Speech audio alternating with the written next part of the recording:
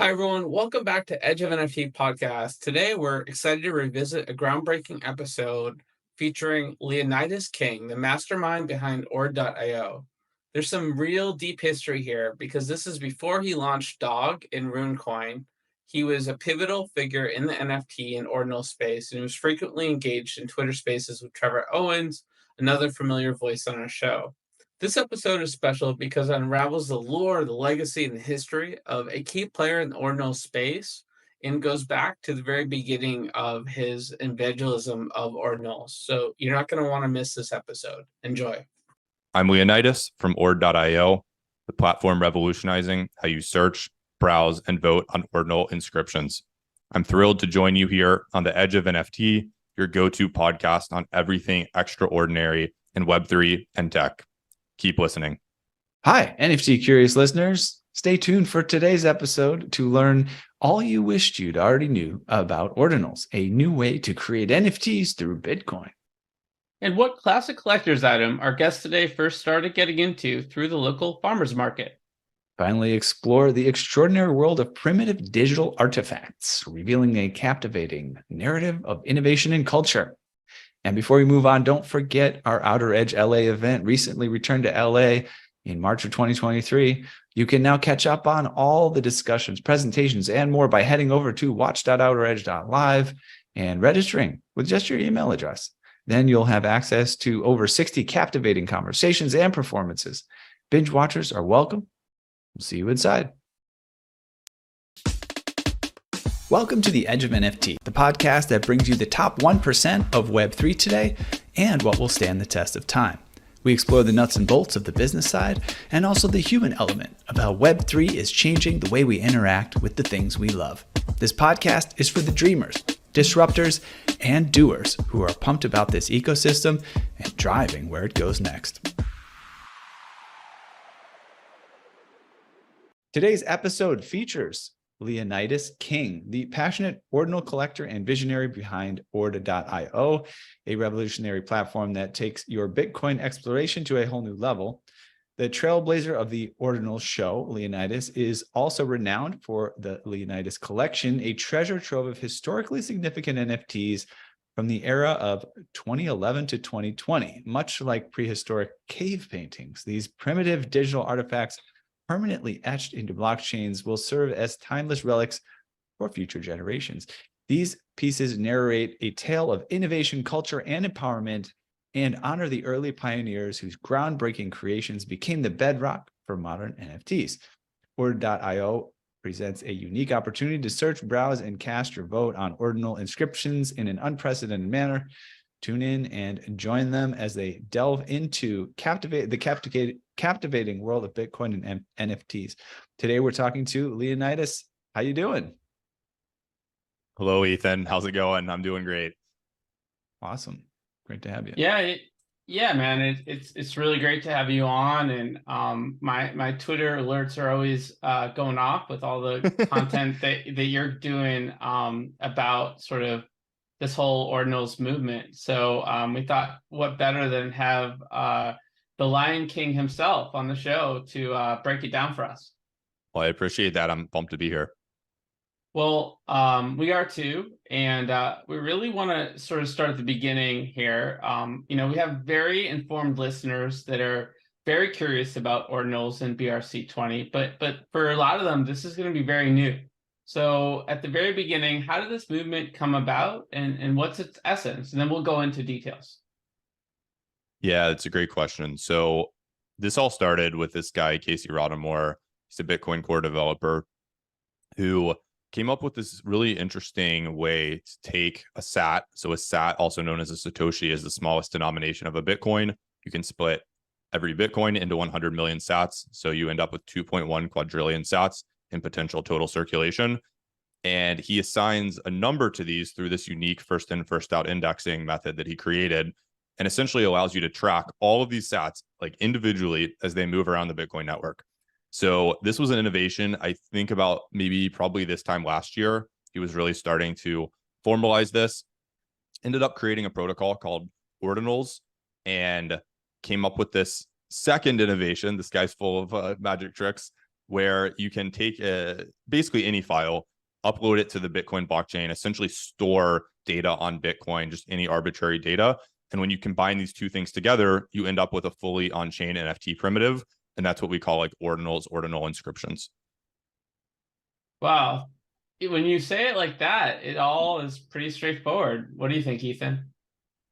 Yeah, I mean, I've been following along with this. Of course, we're good friends with Trevor from the Ordinal Show as well, and he's been into this quite heavily and sort of watching it from a distance. You know, there's a bit of a buzz around it, like I'm alluding to, and it's really basically the essence is seemingly bringing in Bitcoin more into this whole Web3 ethos, right? Which Ethereum is kind of sitting in, and other tokens are, but maybe Bitcoin is seen as outside of it. So tell us a little bit about this, demystify how things are different at this moment here. Yeah, so basically that Web3 culture ended up moving to these other chains. It actually started on Bitcoin back in 2014 with this protocol called Counterparty. And there were some interesting experiments there. But Vitalik basically came along and said, you know, I want to do this stuff, but the people on Bitcoin aren't very friendly to experimentation and innovation. So they ended up doing this, you know, protocol, this blockchain called Ethereum. And you get this explosion in, you know, smart contracting and general purpose blockchains. And that's been largely the exciting trend in this space for the last 6 years or so. Bitcoin, in my opinion, kind of got left behind from a technological perspective, experienced a period of stagnation. And only recently with Casey's Ordinals protocol have we started to break down that cultural wall on Bitcoin of, you know, it's only acceptable to do the currency use case. So now that we can do NFTs, we can do fungible tokens, people are doing meme coins, metaverse projects, everything you can do on Ethereum, there's some way you can probably hack it together on Bitcoin. It's not always going to be the best use case. Ethereum's really good because you do have these smart contracts. It's going to be a lot better at certain things, but specifically just for storing value, like I want to take this image and I want to, you know, put it immutably fully on chain with this fully on chain protocol. And I want to hold that and I want it to store value for the next 100 years. In my opinion, Bitcoin does that better than any other chain. You know, for the reason people value Bitcoin, the currency, for that security and immutability and decentralization of the chain, people also value their art being stored here. So what we're kind of seeing is this more higher end of the market coming over to Bitcoin. You know, you're not going to be doing these, you know, giant, you know, Solana style projects with millions of people, you know, doing lots of transactions, but you are going to see that higher end of the market, which is actually a larger percentage of the market, you know, kind of gravitate towards here. And that's at least the thesis, is the highest value assets will want to be stored fully on chain on Bitcoin because that's the most secure way to store that value over time. So an analogy here might be like, you know, folks have referred to Bitcoin as digital gold. So in this case, what we're really talking about is engraving artifacts in digital gold, where once that it's engraved, it's going to be there for a long time. Yeah, exactly. So because this data is immutable, you take that image, you store it fully on chain. You know, it's very simple. There's nothing to do with it. You hold the asset. And it turns out that's actually very ideal for certain collectors and certain assets. So for example, on Ethereum, you have a lot of smart contracts that hold very valuable assets. And there's like this expectation by the collectors of those assets that it's going to be the same. But we've seen some projects, you know, I won't name the project, but literally, you know, take that metadata, change it, you know, they end up going to, you know, their gallery and seeing a middle finger is now the artwork, right? So that's because the metadata isn't frozen. So it's not a fully immutable primitive. So basically taking the data and storing it on chain and then not being able to change that data is, it seems like it might be, you know, a limitation, but it actually turns out that's a benefit for storing value and for certain assets because, you know, your IPFS link won't get unpinned in 2 years because you stopped paying the bills, right? It's stored fully on chain. Your metadata is not going to get changed because there would be no way to change the metadata. And while it might be beneficial for certain projects to have that general purpose smart contracting on Ethereum, for specifically high-end NFT assets, the kind of like grail assets, you would imagine you just want it to be the same. It's, you know, the Mona Lisa gets painted and then we don't want anything happening to it. That is what Bitcoin's really good at storing. Very cool. I wanted to cover a few other sort of technical areas of innovation that we were chatting about in the green room before, just to make sure that we cross our I's here. Actually, dot our I's, cross our T's, right? You almost forgot to dot that I. Hey, Cross it instead. I could have used more sleep last night too, but we've got rare sats, right? Wait. Now it's time for our next segment, a new recurring segment we're calling Nap Time. Yeah, where everybody on the show takes a 5-minute nap. Ethan, we're gonna use your radio show voice and turn you into a meditation coach. Yes. That'll be good. Very sleepy. Just lay down and relax. Wow, I'm sold. We may get some new listeners with this segment. Maybe they'll process the rest of the recording with a little bit more focus as a result. I don't know. Anyways, speaking of innovation, Leonidas, like rare sats, recursion, can you talk to us a little bit about these sort of things as well? Yeah, so rare sats is basically taking these 2.1 quadrillion sats that we now can individually track, and certain ones are being found more valuable than others by the market. So I'll just give one example.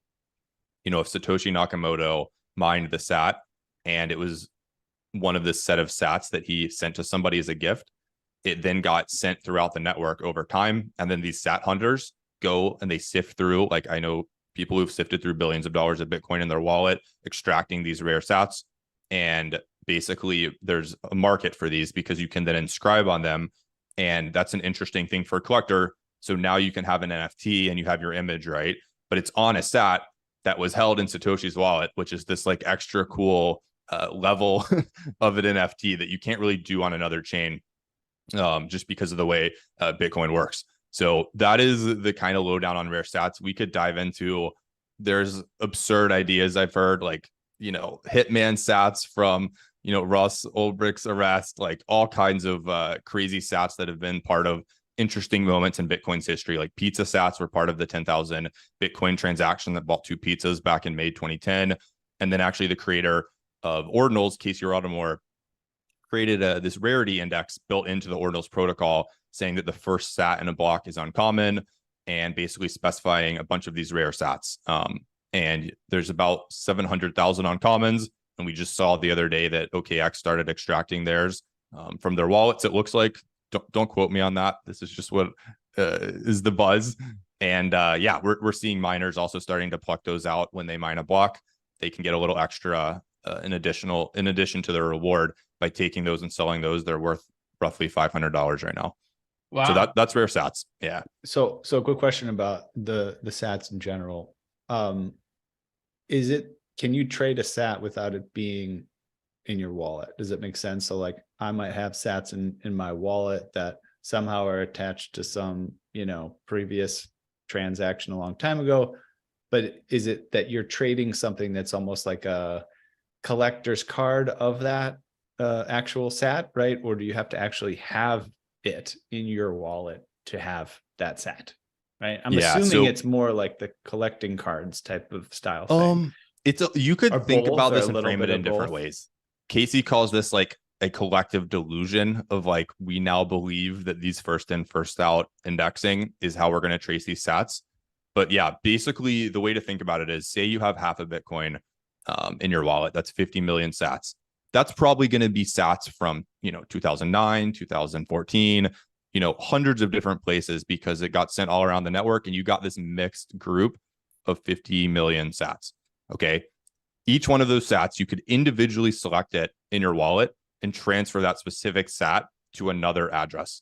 So you are in that way, like trading a specific sat.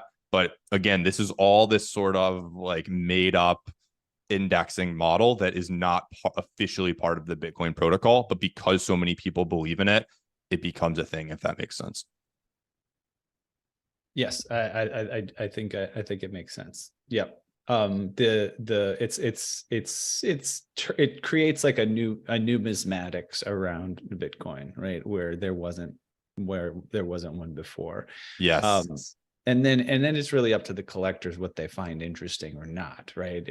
None of these has inherent value. It's all human culture around, this nickel was half made with copper or whatever it was, and so I'd love to have it. And I think rarity is a common theme when it comes to numismatics and collectibles and things like that. And I also think, Ethan, as Bitcoin being a very scarce asset becomes more scarce, this is sort of foreshadowing a way of looking at the value of Bitcoin in a more granular fashion. Totally. Yeah. This is the analogy I'm kind of using that I like, that kind of makes sense. Like Bitcoin is digital gold. The rare sats are digital diamonds. So people are finding these little diamonds that are much more scarce than the 2.1 quadrillion sats. And there will be some very, very small percentage of all Bitcoin that they can specify and kind of basically have this narrative around, and then basically trade those as if they're non-fungible. Yeah. And did we cover recursion yet? No. So yeah, recursion is this upgrade that we had to the Ordinals protocol last week, where before this upgrade, you would inscribe a file and it just sits on the full nodes all around the world. And it's just a file and it doesn't know anything about other files. In the new upgrade, you can basically use a certain standard of specifying in your inscription with code. You can say, hey, I'm going to inscribe a bunch of HTML code, and I want to pull this image from this other inscription that is stored on Bitcoin into my new inscription, and then place it on an HTML canvas, for example. So the way this works is, imagine you have a 10,000 profile picture, collection, right? This would be extremely expensive to mint. Fully on chain on Bitcoin, storing those 10,000 JPEGs fully on chain is not the cheapest thing. People spent over $1 million inscribing the Bitcoin apes, for example. With recursion, you could do that for 100 times less money, right? So you take the 20, maybe let's say like you take like 50 or 100, however many traits there are in your collection. You take those, you inscribe those transparent PNG files, okay? And then you create 10,000 inscriptions of HTML or SVG code that basically says, hey, I want the data for inscription. And then you would do the ID for that inscription of this trait. And I want this trait and I want this trait. Bring those 3 traits in, place them here. You end up with the on-chain art still, right? It's the exact same image outputted at the end of the day. You just stored it in a much, much more efficient manner. So it's essentially an efficiency upgrade that unlocks generative art. It's like Bitly, It's like, instead of the full handle for the website, you have an abbreviation that still leads you to. Yes, that's actually a great point. Yep, there's a standard like kind of Bitly to basically reference something else. You're totally allowed to use that analogy moving forward on the show without any attribution at all. Awesome. So this is, this is a new thing. People don't necessarily know what to make of it. Full disclosure, this could come and go. We don't know. I mean, I don't know what's going on here. Totally. But maybe there's some people who are interested. So, because they just want to learn more and get into it. We're talking about folks like maybe there's a digital art collector or a fine art collector, or, just someone who's who wants to know if it's going to affect them in some way. What is a great way for people to kind of know more about it? Where would you send them? I would tend to say go to ordinals.com. This is the official explorer created by Casey, and he has a handbook that he created on there. I'd spend 30 minutes, just read through that. That's going to get you up to speed pretty fast. And as far as like getting fully like onboarded from a practical perspective, you basically want to download what's effectively the equivalent of the MetaMask for Bitcoin. So Xverse and Hero are 2, Chrome extensions that you can just download your extension. It's basically an identical experience using MetaMask. And then you can send Bitcoin into that from some other wallet address that you have, or from Coinbase or wherever. And now you basically have a wallet that you can start doing things with. So you can connect to Ethereum has dApps. Now Bitcoin has dApps. So you would go to a website, right? And you'd connect your wallet. And then you could say, I want to, go to Magic Eden's Ordinals marketplace. You'd connect your Bitcoin wallet, and then you would buy your first inscription. You could go to ordinalsbot.com. You could take a file, you could drag and drop it. You could send that into the Bitcoin network, and you'd pay the fee that it costs to inscribe. So all of the things you'd want to do, there's websites and tools now where you can just go, connect your wallet and start interacting in this space. If you're used to using MetaMask and OpenSea and all this stuff on Ethereum, this will feel pretty familiar to you. It wasn't like this for the first month or so, but the tooling's gotten a lot better. So Cool. quick follow-up there. I'm guessing, of course, people who are into NFTs and blockchain and crypto trading and things like that are interested in this. And so they're kind of making a transition from, I was trading this, now I'm going to go over and get into this. Are you seeing anybody going directly into this? Like, I wasn't into NFTs, but I want to check out Ordinals, is that a thing that you're seeing? And if so, what kind of person would that be?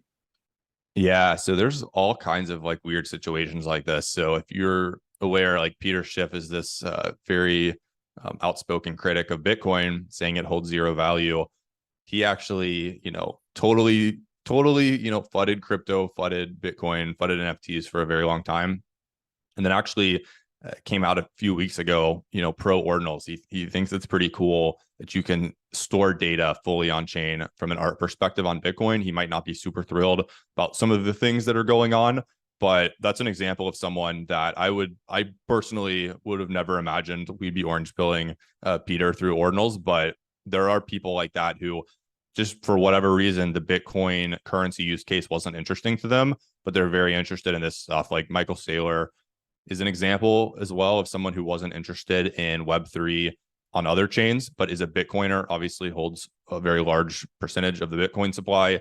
So, is now interested in Web3 because it's happening on Bitcoin. So it attracts different people. There's a crowd of Bitcoiners who, find this interesting, and, they probably would have found Web3 interesting, but because of their bags, they couldn't justify, going and using other chains, which to me is a little silly. I think everyone should dip their toes into everything and experiment. But yeah, there's definitely this kind of group of people that you would not expect to be doing Web3 stuff, that because it's on Bitcoin, it's now a little more socially acceptable for them to do that. Yeah. In this Peter Schiff thing, this is for real. Like it's not like a spoof. This is him actually doing this, huh? Yeah. Wow. So my co-founder actually met up with him at an Ordinal event on Friday in New York City, and got him to put on an Ordinals or.io hat, and we inscribed that image. So the guy is, clearly he's interested in the art side of things, which I think it's pretty fun. We were very welcoming to people like, Solana people, Ethereum people, Tezos people. Bitcoin used to be a little bit adversarial to these groups. Like, we're very excited for these people to come here, and we're very excited for them to share what they learned in their Web3 experiences on other chains, so that Bitcoin can grow and improve. I think we have to open our minds a little bit. Yeah, totally. Another analogy that came to mind for me, Leonidas, is like, Airweave for Bitcoin, right? I mean, permanent storage, that's Right. something that really did sort of shift the conversation around sort of Web3, because it offered an alternative solution for permanency, which now is available in this community. And we're all about co-creation, having open dialogue. You need to hear all perspectives, and you're having some really cool conversations on the Ordinal Show with different individuals. Can you give us a glimpse into any of the interesting sort of combos of late and the type of stuff you guys like to talk about? Yeah, it's a little bit of we start out very organized, and then it derails after the first maybe hour and a half. But yeah, like I love having Udi on. Udi is this interesting character who was a hardcore Bitcoin maxi. Okay, like, very much the laser eye sort that, would be very kind of annoying if you were a Web3 person who kind of, came over to, saw the light, came over to Ethereum, was, playing around with Web3 stuff, and realized, hey, like, from a dev perspective, there's actually like really interesting stuff going on here. And now is this kind of outspoken advocate, and kind of holds the line between the culture war happening on Bitcoin of the Bitcoin maxis and the Ordinals people, who are both kind of fighting for, what they believe the future of Bitcoin should be here. So yeah, he's definitely an interesting character. He's behind the Taproot Wizards project. They, came in pretty strong really early on. They have inscription number 652, and it was the largest block ever mined on Bitcoin. So they stored a full 4 megabyte file on Bitcoin, and that's their first NFT in their collection. Yeah, I have definitely seen those guys around, and in fact, our host for Outer Edge LA did a wizard shower on stage, and I didn't even know about it until after the fact. I was kind of irritated because I would have been happy to also make sure that Ethan, Jeff, and I got a wizard shower live as well, but alas, Nice. that didn't happen, and I'm sure we'll have Udi on the show at some point soon. I actually remember, so we were doing an Ordinal show while that was happening, and I guess Medved must have been there as well, because he was like giving us the live reports on Outer Edge, I think, maybe. Oh, cool. Yeah, nice. That's fun. Yeah. I was in a Twitter space with like Trevor, and saying, oh, we could do a wizard shower over here if we're going to pull it together, we'll pull it off. But I think at that time it probably already happened. I don't know, maybe not, maybe it was about to happen or something, but yeah. Anyways, well, tell us about Ord.io. This is kind of your baby here. It's doing things to revolutionize how people can interact with ordinal inscriptions. Could you give us a peek behind the curtain? Yeah. So my co-founder, Zach, and I, we basically have this idea back in March to take this Explorer experience, which at the time was essentially this feed of every block that gets mined. You get a bunch of new inscriptions created, all of these files, and you could view them on ordinals.com. And we were basically like, okay, you can see this in the newest order, but we really want to, see the coolest inscriptions at any given time. So we're trying to like think of ways to create signal through all of that noise. So what we ended up doing was creating Ord.io, which is an explorer for ordinal inscriptions. And what you can basically do is go use a bunch of these complex sorting, filtering mechanisms to find interesting things. So you could sort by file type, you could sort by the oldest sat, right, that's inscribed on, all of these things that collectors, kind of more than nerdy collectors, I would say, care about. And then you can actually upvote the inscription. So you connect with a wallet, okay, and then you sign a message verifying your ownership of at least one ordinal inscription in your address. So we know that if you're voting, you hold at least one ordinal inscription. We're using BIP 322 to do that. And then you can start voting on the site. So what we see is people, find interesting things and they'll upvote those. Those will start trending on the homepage. And then in that way, it's kind of like a Reddit or Hacker News style experience where the top inscriptions that people are inscribing get put to the top. So people go to Ord.io to see not only what's, you can check out what's new that's, popping up and then vote on that, but you can also see what's the hottest thing that's happening in Ordinals right now. So like all of the kind of popular projects that are minting and stuff right now, you'll start to see those start trending, and you can kind of keep an eye for things. I would say something that we didn't quite expect that's interesting is because this is a fully on-chain primitive, pretty much all of the quote unquote alpha, like everything you would really want to know, is fully on-chain.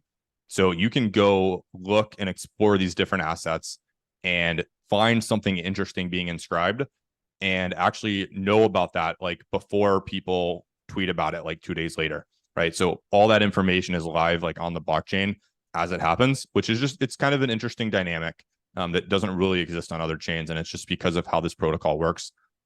Yeah, it's really cool, man. I'm on there right now. I see a mix of aliens in really high definition art with some computer programming language with a lot of Pepes. So he's still trending. How do you make these tags work? Whether it's like I see GIFs versus text versus videos versus game versus audio versus 3D. Do you have like some AI tools working or a whole team that's tagging all these images? So we are just using the file type specifically for the tabs. So you could go to images or GIFs, like you said. These are going to be like the images, for example, is going to be PNGs, WebPs, JPEGs, and we just group those together as a simple sort of filtering mechanism.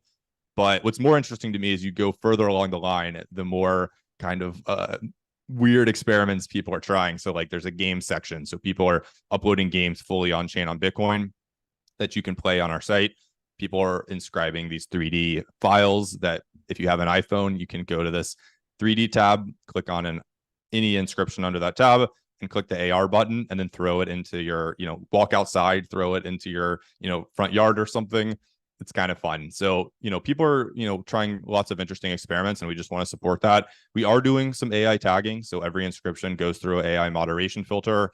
And we also tag those with any sort of like, I'm going to be honest, it's not that great. Okay. But the AI will tag an asset based on if it sees like, somebody wearing a hat, it'll put a hat tag on it, or it'll put sunglasses on it. And then you can search in our search bar for hat.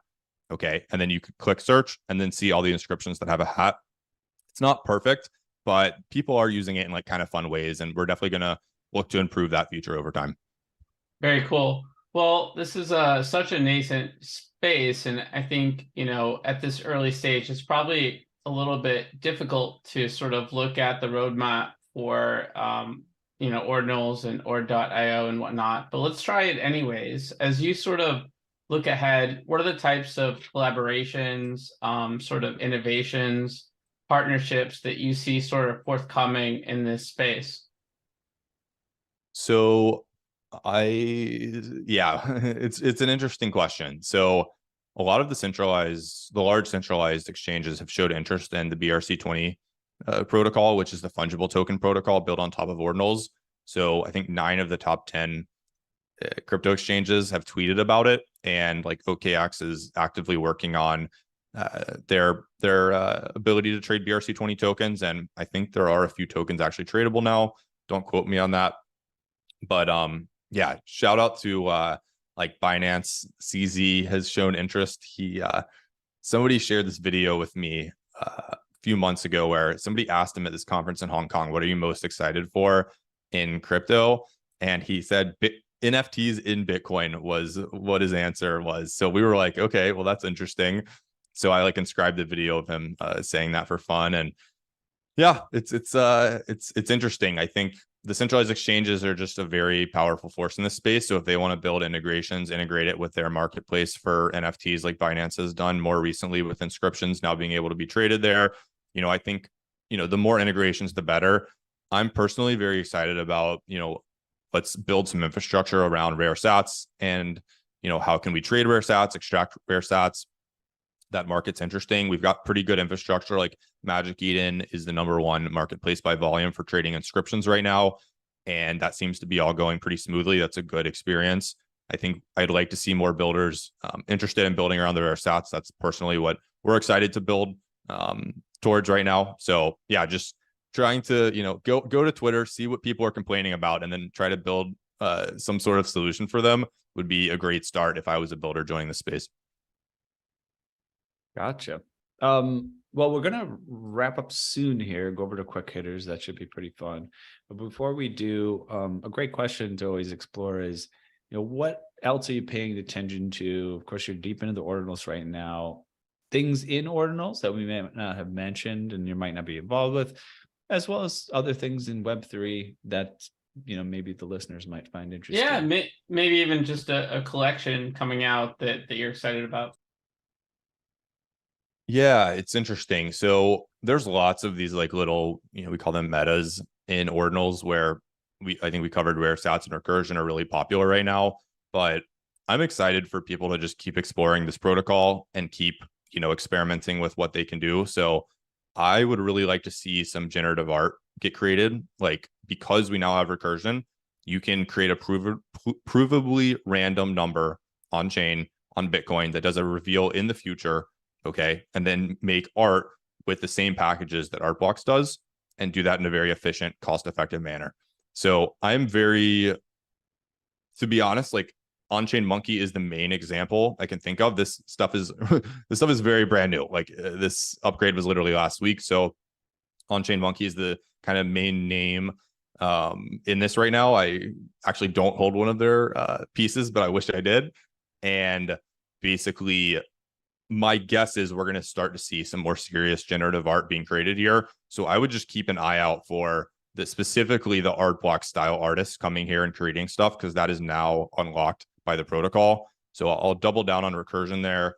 And yeah, I'll give another shout out to Udi. Like, they have a pretty cool project. They've fully inscribed the Taproot Wizards project. And, I think that'll be a really big mint when it comes out. So if I was in this space, I would personally be doing their wizard school. Right. Like, that is very, in my opinion, like the easiest way to like just get a whitelist for an asset that will probably be worth, a decent, little prize there. Right. So, I would say definitely check out their wizard school. Yeah, that's kind of two things that are on the horizon that I think are pretty exciting. And there's all kinds of cool people like trying stuff with rare stats right now as well. I'll give a shout out to Jameson. They're doing some interesting stuff, and Elena is doing some interesting stuff with rare stats. So just get plugged into the space. Like, come listen to the Ordinal Show. You'll kind of hear about some of the more interesting things going on. Shout out Ord.io. You can always go see what's kind of trending. That might be a cool hint. But yeah, there's been an explosion of people coming to the space trying cool stuff over the past couple of weeks. So there's a lot of interesting stuff to look at. I honestly can't quite keep up myself now. Yeah, we found also you're hosting a show about the thing. Sometimes it's even harder to keep track of everything because Totally. put so much time into making the show. Yeah, Totally. people think we know about everything happening in this space, and yeah, like actually we don't have time to buy the NFTs that are valuable. That's been a bane of our existence. That's we got a few here. We got a few. Yeah. All right. Well, thanks a lot. Let's move on to Edge Quick Hitters. These are Quick Hitters is a fun, quick way to get to know you a bit better. There are 10 questions. We're looking for just a short, single or few word response, but feel free to expand if you get the urge. Are you ready? I am ready. He is ready. What is the first thing you remember ever purchasing in your life? So I'm not sure if it's the first thing I purchased, but I remember going to collect coins at the farmer's market.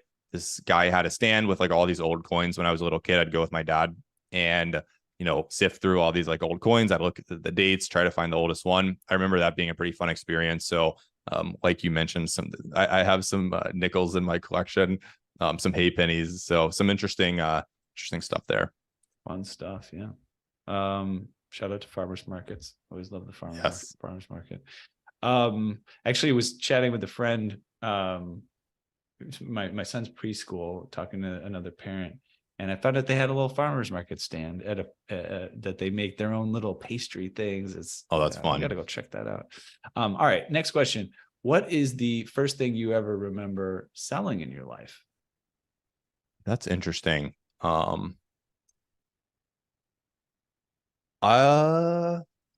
so I mowed lawns in high school, so I would go around and you could say selling a service of my sweat. That works. Maybe that would be something I guess I can remember actively selling. Yeah, sounds about right. Yeah, that's a common early enterprise. All right, so what is the most recent thing you purchased? So I just got a microphone and stand so that I would sound better on podcasts. So thank you. That's been, I got that a few days ago. Sounding very good, I might say. So glad to hear. Some good research there. What is the most recent thing you sold? Interesting.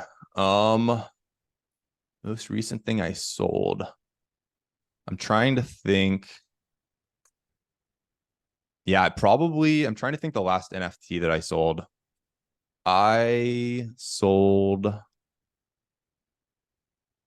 Trying to think here.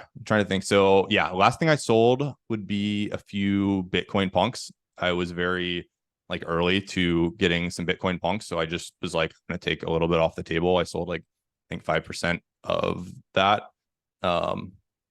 Basically pretty much I collected a lot of NFTs during the bull run of 2021 and basically have just held most of those NFTs, written a lot of them pretty much all the way down here.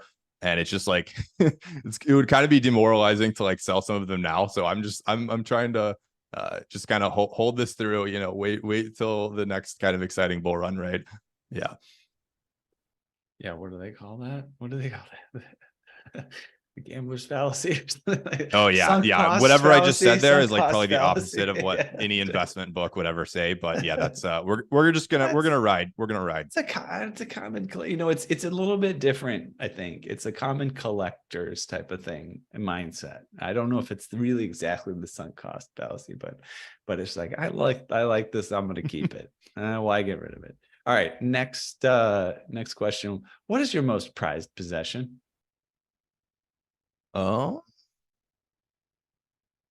probably. I don't know. I wouldn't call it a possession, but like I don't know, like probably like my family, my dogs.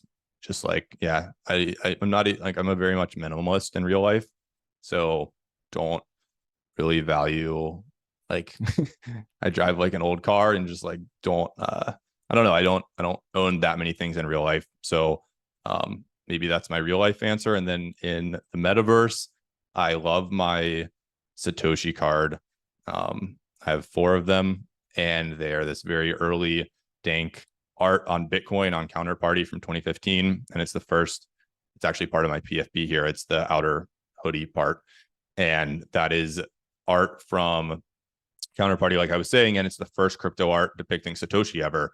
And I find it very cool. Yeah, that's fun. And we did find out from a lawyer, although this is not legal advice, that your children are your possessions until they're 18. Yeah, that is true. That is true. I think, I don't know. I think he said something like that when answering this very question. All right, next question is number 6. If you could buy anything in the world, digital, physical, service experience that is currently for sale, what would it be? Probably if I could, bribe an Apple employee, I'd like to check out the Apple Vision Pro, maybe. All right. Well, we don't know if that's currently for sale, but there's a lot of Apple employees. Maybe I think I would go for the bribe. I think it would be worth it. Happen. Yeah. They keep a tight ship, but you never know. Yeah, they've left them in bars before. You can, I don't know. It would be a pretty fun party trick to whip out the Apple Vision Pro, I think. I think so. Yeah. Someone's probably going to do it at some point. All right. So, if you could pass on one of your personality traits to the next generation, what would it be? So I'm like, I would say I'm pretty curious, try to be open-minded, try to like experiment with different things. I would say this is what Bitcoin got wrong for the last 6 years. It got it right for its, first couple of years. And then I would say that kind of experimentation, excitement around trying new things kind of left Bitcoin and went over to Ethereum. And, I very much want to make sure that gets brought back to Bitcoin. I think that recipe for innovation of just trying 1,000 crazy ideas and hoping that a few of them work is how we innovate and move the space forward and, get mass adoption. So yeah, I would say just like stay curious, I guess, experiment. Yeah, I appreciate that. And just specifically on that point, like I remember some of those early Bitcoin conferences, and it was like there was this air of possibility and excitement, right? But then you went later and it was like, well, what next? It's just like, yeah, I hold Bitcoin. Oh, I hold it too. It's like, all right, well, what are we going to talk about here? Is that enough to like produce some cultural glue? And at the end of the day, when I hear everything you've shared about Ordinals, I think for me, it's very reminiscent of the cultural spark in the Web3 movement. Yeah, these NFTs go up, they go down, some work, some don't, but it creates a new energy, a new sort of potential for an innovative layer to the conversation that wasn't there before. Totally. Yeah, completely agree with that. So good that a innovation focused guy like yourself is on the mic. All right. So if you could eliminate one of your personality traits from the next generation, what would it be? Probably like I'm definitely a bit stubborn and have, this is very contrasting to me saying I'm open-minded, but around certain things, I can just tell like I hung on way too long to whatever that was and just totally ended up screwing myself over. This is like in real life and in crypto. And I would tend to say like, just be more like the curious, open-minded side of me and less like the stubborn side of me. Like, I really think like you have to know what you value and, care about, but also like understand that this world that we're in is like moving extremely rapidly, and it's very hard to know what it's going to look like in 5 or 10 years. And just be adaptable and don't be too stubborn in your ways. Learn how to let go. Let Yes. go. Just let go. And now it's time for their let go segment. Question number 9. What did you do just before joining us on the podcast? Twitter Space. All right. So lots of audio. Keeping it up. All right. Are you able to use your cool new mic on Twitter Spaces? Have you figured out that connection? I am told that it's possible, but like I said, like this is someone who should have bought a mic 2 years ago and didn't. So you're not talking to the audiophile expert here. Okay. All right. Question number 10, final question. What are you going to do after the podcast? I am going to go write a thread on how my Twitter account was hacked yesterday, because I need to let people know what happened. So hopefully they can not repeat the same mistakes that I did. And it looks like we have a bonus question here. Josh, you want to pull that one off? Yeah.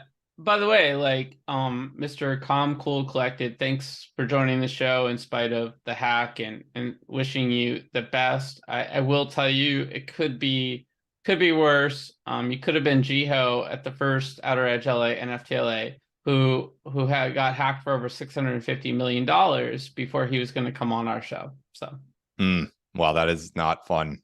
Yeah, yikes. He showed up too, though. I respect it. Yeah, fortunately, this was not too bad. I haven't, at least yet. I'm dreading to hear of somebody getting their wallet drained from this. Like, hoping it didn't happen, but yeah, we'll see. Oh, wishing you the best there. All right, the bonus question, and everyone likes to ask different predictions around Bitcoin. I don't want to sort of make it too specific, but I am curious if you think Bitcoin will hit 50K again. What year and what quarter do you foresee that potentially happening? Well, there's 2 ways Bitcoin can hit 50K. Bitcoin increases in its relative value, or the US dollar decreases in relative value. People like Balaji think that it's going to, US dollar is going to go down in value. And I would tend to say I'm on the front of the US dollar will probably end up being fine. But I think Bitcoin will continue to be thought of as a strong store of value, at least as the gold narrative. And if we can scale with layer 2s, probably as a currency. So to me, it doesn't really matter if it's in 1 year or 5 years, as long as Bitcoin eventually 50 years from now is like the world reserve currency or another blockchain that has a similar ethos is. That's all that I really care about. Give us a month. That was the most elegant and graceful question dodge in the history of Edge of NFT. And this is an anonymous interview. You might as well you could say anything you want. Well, I guess it goes with your PFP reputation, but yeah, just tell us the month and year for 50K. Let me contact my guy. Hang on. All right. Okay. All right. Well, we'll let you go on that one. Next up, all right, we have our next segment. And now it's time for our shout out. All right. So we just give a moment to let you shout out someone or something that is worth shouting out. Really, it's about as simple as that. What you got for us, Leonidas? Yeah, so I'll give a shout out to this guy named Trevor Owens. We mentioned him a little bit here earlier. I hosted a show on NFT Now, like a Twitter space, and he hosted the show after me. So for a long time, I knew him as like the annoying person who always made us like cut off our Twitter space so that they could go. But got to meet him in a space when we were celebrating hitting 10,000 Ordinal inscriptions back in February. And yeah, he's just a really cool guy. Like, he runs a fund that's been investing in a bunch of these Ordinal startups. So just trying to help move the space forward. And I co-host the Ordinal Show with him. So have gotten to know him. And just like, yeah, respect that he was here doing this, but when it wasn't popular, like doing Web3 on Bitcoin with stacks is what kind of was his area for a period of time for several years. And, I have a massive amount of respect for sticking around. As soon as I saw like the cool stuff was happening on Ethereum, and you're going to get throughout, like you're going to be in fights with Bitcoin maxis all the time if you stayed on Bitcoin trying to do this stuff. I got out of here like 5 years ago, and he decided to like basically not care what other people said and just pursue what he thought Bitcoin could be. And I think I respect that. That sounds about right. Cool. Anybody else you want to shout out?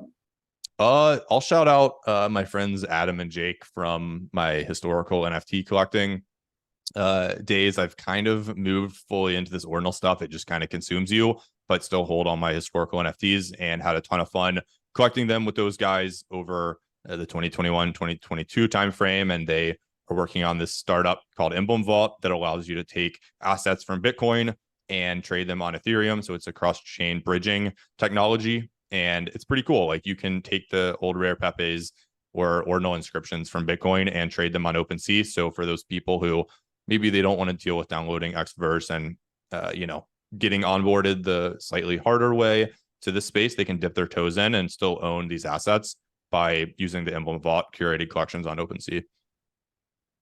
Awesome. Great stuff. Thanks for that. And now it's time to just kind of close out here. So tell us first, where can listeners go to learn more about you and the project you're working on? So my Twitter account is Leonidas NFT. Our company account for ord.io is ord_io. Pretty much I hang out mostly on Twitter, so you can DM me. My DMs are open. Yeah, that's where to find me. Simple. All right. Sounds great. Okay. We've reached the outer limit at the edge of NFTs for today. Thanks for exploring with us. We've got space for more adventurers on this starship, so invite your friends and recruit some cool strangers that will make this journey all so much better. How?